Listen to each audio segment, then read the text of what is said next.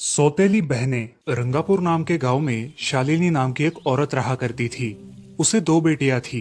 एक का नाम था शिवानी और दूसरी का सुहानी। शिवानी जब छोटी थी तब उसकी माँ गुजर गई थी, जिसके कारण उसके पिता रघु ने दूसरी शादी कर ली। मगर उनका भी कुछ सालों में बीमारी की वजह से देहांत हो गया और इसी वजह से शिवानी के मन में उसकी माँ और बहन के प्रति प्रेम उत्पन्न नहीं हो पाया। शिवानी और सुहानी में हमेशा झगड़ा हुआ करता था। दोनों भी बहनें एक दूसरे से कभी प्यार से बात नहीं करती थी। शालिनी ये सब देख बड़ी चिंता में रहा करती थी। ऐसे ही एक दिन, शिवानी सुहानी, चलो आ जाओ, खाना खा लो। हाँ माँ आई। हाँ माँ, मैं भी आई। ऐसा कहकर दोनों बेटियां वहां आ जाती है और देखती है तो उनकी माँ ने उन दोनों के लिए गाजर का हलवा बनाया था। वो देख सुहानी और शिवानी बहुत खुश हो जाती है। माँ, तुमने ये हलवा मेरे लिए बनाया है? मुझे बहुत पसंद है। मुझे पता है कि मेरी दोनों बेटियों को हलवा कितना पसंद है, इसीलिए तो मैंने तुम दोनों के लिए हलवा बनाया है। और मेरे लिए माँ? अरे हाँ बेटी, मैंने तुम्हारे लिए भी बनाया है। चलो अब जल्दी से खा लो, तुम दोनों को कॉलेज भी तो जाना है ना। जी माँ, मैं ये कटोरी ले लूँ? मुझे जल्दी पहुँचना है कॉलेज में। हाँ ले लो। और सुहानी, तुम ये वाली कटोरी ले लो। जी माँ। दोनों भी हलवा खाती है और एक दूसरे की ओर बहुत गुस्से से देखकर वहां से चली जाती है। वो दोनों भी कॉलेज में एक साथ पढ़ा करती थी। फर्क सिर्फ इतना था कि शिवानी 3rd ईयर में थी और सुहानी 1st ईयर में। उन दोनों में 2 साल का अंतर था। फिर भी दोनों में हमेशा नोकझोंक हुआ करती थी, जैसे कि वो दोनों एक दूसरे की दुश्मन हो। ऐसे ही एक दिन, दीदी, मेरे कॉलेज की ट्रिप जाने वाली है। तुम्हारी भी ट्रिप जाने वाली है क्या? हाँ, मेरी भी जाने वाली है, मगर मेरा जाने का मन नहीं है। क्यों दीदी? क्योंकि वहाँ पे तुम हो। मुझे भी कोई शौक नहीं है तुम्हारे साथ आने का। मैंने ऐसे ही पूछ लिया। मैं जा रही हूँ। शिवानी और सुहानी एक दूसरे की ओर मुंह फेर कर वहां से चली जाती है। अगले दिन दोनों भी कॉलेज में जाती है। तब उनके टीचर उनसे पूछते हैं, शिवानी, तुम कॉलेज की ट्रिप में आने वाली हो? जी सर, मैं आने वाली हूँ। ठीक है, मैं तुम्हारा नाम लिखवा देता हूँ। जी सर। ऐसा बोलकर टीचर ट्रिप के लिए जाने वाले विद्यार्थियों की लिस्ट बना लेते हैं। घर आकर शिवानी और सुहानी ये बातें अपनी माँ को बताती है। सुहानी, शिवानी, तुम दोनों ट्रिप के लिए जा रही हो, मगर वहां जाके झगड़ा मत करना, नहीं तो ट्रिप पे जाने की कोई जरूरत नहीं है। नहीं माँ, हम झगड़ा नहीं करेंगे। हाँ माँ, हम झगड़ा नहीं करेंगे। तो फिर ठीक है, तुम दोनों जाओ। ये लो ट्रिप के लिए पैसे, और बाकी के ये तुम्हारे पास ही रखना। माँ, हम कल जाएंगे और 2 दिन के बाद वापस आएंगे। ठीक है, चलो अब सो जाते हैं, कल तुम दोनों को निकलना है। अब वो सब खाना खाकर सो जाती है। अगले ही दिन सुबह उठकर वो दोनों भी अपने अपने बस में बैठकर ट्रिप के लिए निकल जाती है और इधर शालिनी अपने काम में व्यस्त हो जाती है। ऐसे ही कुछ देर बाद शालिनी को शिवानी का फोन आता है। माँ, हम दोनों यहाँ ट्रिप की जगह पहुँच गए हैं। अच्छा बेटी, तुम दोनों ठीक हो ना? हाँ माँ, मैं रखती हूँ, हमें यहाँ अलग अलग स्पॉट देखने जाना है। ठीक है, और जब वक्त मिले तो फोन कर देना। हाँ माँ, अपना और सुहानी का ख्याल रखना। हाँ माँ। फोन रखने के बाद शिवानी और उसके क्लास के सारे दोस्त वहाँ की एक जगह देखने जाते हैं। सुहानी भी उसके क्लास के साथ एक दूसरी जगह देखने निकल जाती है। सारे बच्चे एक साथ घूमकर वापस आते हैं। शिवानी सुहानी को ढूंढती है, मगर सुहानी उसे कहीं दिखाई नहीं देती। इसीलिए शिवानी को बड़ी चिंता होने लगती है। अरे, ये सुहानी कहाँ रह गई? इसका तो कुछ भी पता नहीं, कहाँ ढूंढूं इसे? तभी शिवानी को सुहानी दिखाई देती है और उसके जान में जान आ जाती है। सुहानी, कहाँ गई थी तुम? मुझे कितनी चिंता लग गई थी तुम्हारी। अरे, मैं यहाँ ही थी मेरी सहेलियों के साथ। मुझे कुछ नहीं हुआ। ऐसा बोलकर सुहानी वहाँ से चली जाती है। दूसरे दिन सब लड़के लड़कियाँ जल्दी उठकर अपनी तैयारी कर लेते हैं और पहाड़ पर जाने के लिए निकलते हैं। वो सब आज थोड़ा घूमकर शाम तक निकलने वाले थे। सब विद्यार्थी एक हिल स्टेशन देखने चले जाते हैं। शाम होने तक उस पहाड़ी का मजा उठाते हैं, लेकिन सुहानी बिना किसी को बताए उस पहाड़ी के एक अनजान हिस्से में चली जाती है। वहाँ का मनमोहक दृश्य देखते देखते गलती से उसका पैर फिसल जाता है और वो वहाँ से नीचे गिर जाती है। शाम हो जाने के कारण सभी विद्यार्थी वहाँ से निकलने लगते हैं और यहाँ सुहानी एक पेड़ के सहारे उस पहाड़ी की चोटी पर लटकी रहती है। शिवानी सभी विद्यार्थियों में अपनी बहन को ढूंढती है, लेकिन वो उसे कहीं नहीं मिलती। सुहानी को ढूंढते ढूंढते शिवानी वापस उसी पहाड़ी के पास आती है और उसे आवाज लगाती है। सुहानी, सुहानी कहाँ हो तुम?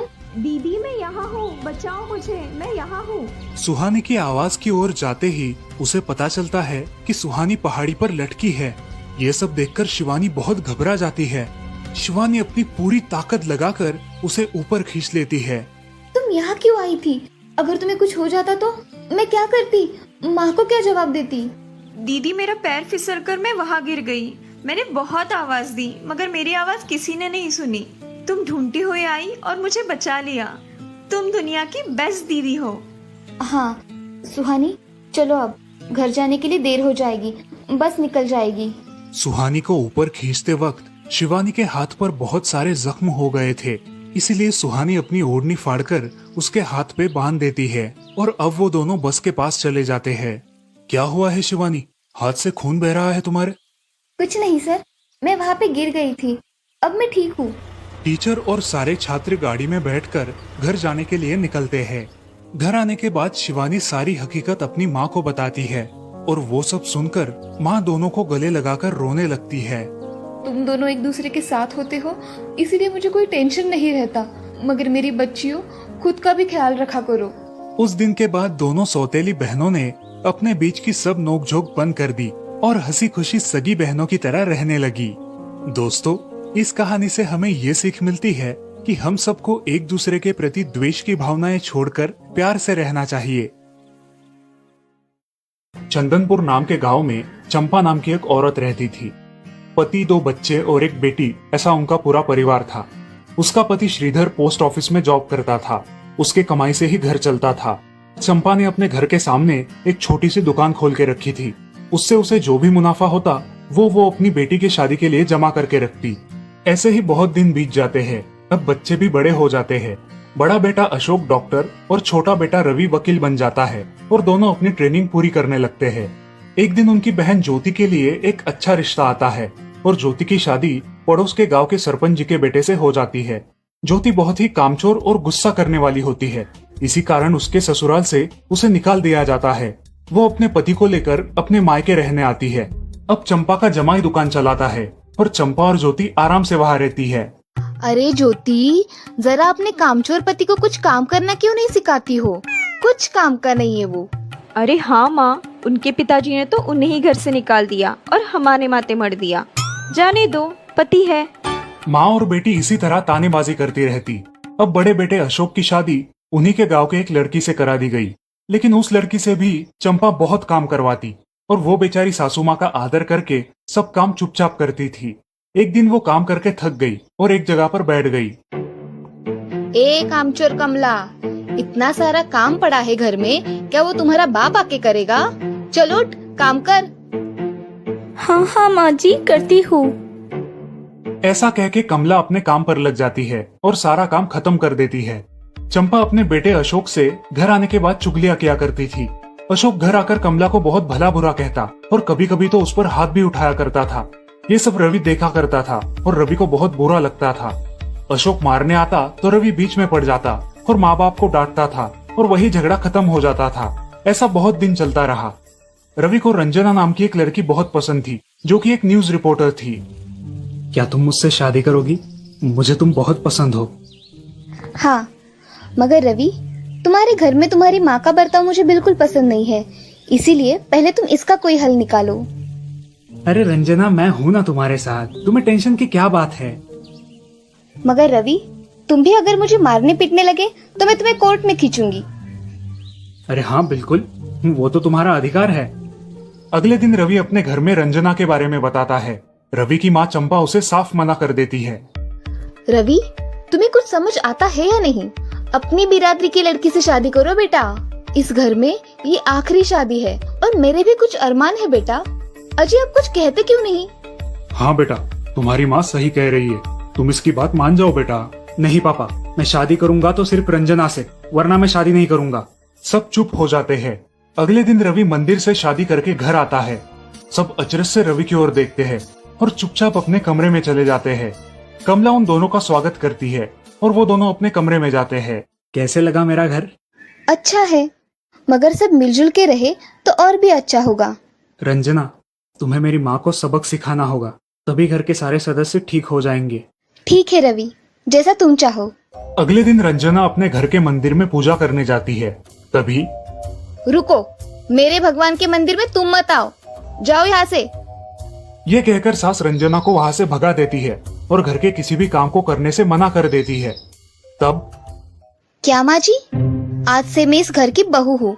इस घर पे मेरा भी उतना ही अधिकार है जितना कि आपका। क्या बोल क्या रही हो? निकल जाओ मेरे घर से। खबरदार अगर हाथ भी लगाया तो। पता है ना, मैं न्यूज रिपोर्टर हूँ। रातों रात खबर छाप दूंगी और कोर्ट के चक्कर लगेंगे वो अलग, समझिए आप। सास चुपचाप देखने लगी और उसकी बेटी और ससुर भी देखते ही रह गए। रंजना ने कमला से कहा, दीदी, मुझे आपसे काम है, आप मेरे कमरे में आइए। और हाँ, आज से खाना ज्योति दीदी आप बनाएंगी। अरे माँ, तुम कुछ बोल क्यों नहीं रही हो? ये मुझे काम करने को बोल रही है। अजी सुनते हो? चलो मेरी मदद करो। हाँ आता हूँ। ज्योति किचन का काम करने चली गई और सास बाहर का काम करने लगी। रंजना कमला को लेकर अपने कमरे में गई और उससे कहा, कमला दीदी, आप कुछ कहते क्यों नहीं? आप चुपचाप सह लेती हो, उसका ये नतीजा है। अब देखो दीदी कैसे काम कर रही है। आप कुछ काम करती थी क्या शादी के पहले? नहीं रंजना, मगर अब घर से ही अपना खुद का कुछ व्यवसाय शुरू करने का सोच रही हूँ। बहुत अच्छे दीदी, अब आप किसी से मत डरिए, हम हैं आपके साथ। सच में किसी के साथ होने का कितना महत्व होता है। अब उसकी सासू माँ ही घर के सारे काम करने लगी थी और ज्योति को काम करवाने की वजह से ज्योति भी अपने ससुराल जाने की सोच रही थी। अजी, यहाँ तो काम वाली से भी ज्यादा बुरी हालत हमारी हो गई है। चलो हम हमारे घर चलते हैं, सब है हमारे यहाँ। अरे रे, आप कहाँ चली? अभी भी काम बाकी है। ज्योति का पति रंजना से धन्यवाद कहता है और ज्योति को लेकर अपने घर चला जाता है। अब सासू माँ एक दिन पूरा काम करके इतना थक जाती है कि उसके बदन में बहुत दर्द होने लगता है। तब दोनों बहू सास के पास चली आती है और एक बहू सास के पैर दबाती है तो दूसरी बहू सर दबाती है। सासू माँ उठकर रोने लगती है। मुझे माफ कर दो मेरी बेटियों, अब से कभी ये गलती नहीं होगी। सास को उसके किए पर पछतावा होता है और ये देखकर घर के सभी सदस्य बहुत खुश हो जाते हैं। रवि और रंजना भी बहुत खुश होते हैं। वाह बहू, जो आज तक नहीं हुआ वो तुमने करके दिखाया। बहू हो तो ऐसी। रंजना अपने बर्ताव के बदले माफी मांगती है और अब सब लोग खुशी खुशी रहने लगते हैं। तो दोस्तों, इस कहानी से हमें ये सीख मिलती है कि हम सब मिलके परिवार बनता है और हम सब परिवार का महत्वपूर्ण अंग होते हैं। परिवार के काम मिल बांट कर करना ये हमारी वैयक्तिक जिम्मेदारी है।